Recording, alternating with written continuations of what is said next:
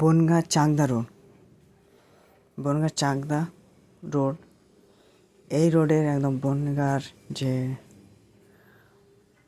Main যে জায়গাটা, সেই জায়গাটায় এখানে সে পিচ দিয়ে ওনার ঠিক করছে, তাই তোমাদের ভিডিওতে শেয়ার করলাম যে দেখো, মানুষের কষ্টটাকে সবসময় গুরুত্ব দেওয়া উচিত, কীভাবে কাজটা করছে সেটাও দেখা উচিত।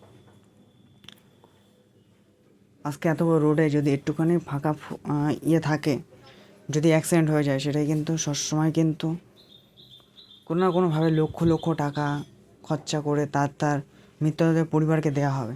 কিন্তু এই কাজগুলো যদি আগে করে রাখা হয়, তাহলে কোনো অ্যাক্সিডেন্টও হবে না, কোনো কিছুই হবে না। তাহলে কি আরও ভালো থাকবে, তাহলে স্মুথ থাকবে, কোনো যাতায়াতের সুবিধা থাকবে। কোনো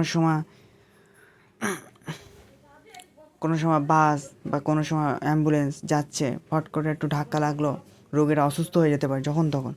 তার জন্য এর প্রতি আমি খুব ভালো লাগলো, আর খুব ভালো ব্যাপার এটা। কারণ এটা যে মানে মাথায় আছে যে রাস্তার আজকে যে বিহাল দশা বনগাঁয়, তার থেকে এটা আমাদের আশা করা খুবই দরকার। এই একটু একটু জায়গা থেকে অনেক বড় একটা দুর্ঘটনা হয়ে যেতে পারে। তাই চাই না কেউ দুর্ঘটনার মধ্যে পড়ুক, সবাই শান্ত স্বাভাবিকভাবে জীবনযাত্রা করুক, এটাই আমার চাই। তাই সবার কর্মকে আমাদের মান্যতা দেওয়া উচিত। যারা ওনাদের কর্ম যদি ওনারা না করে, তাহলে আমরা কিন্তু সেই আজকে দেখছো যে বনগাঁ বাগদা রোড যে অবস্থায় পড়ে রয়েছে, তা তোমরা দেখতে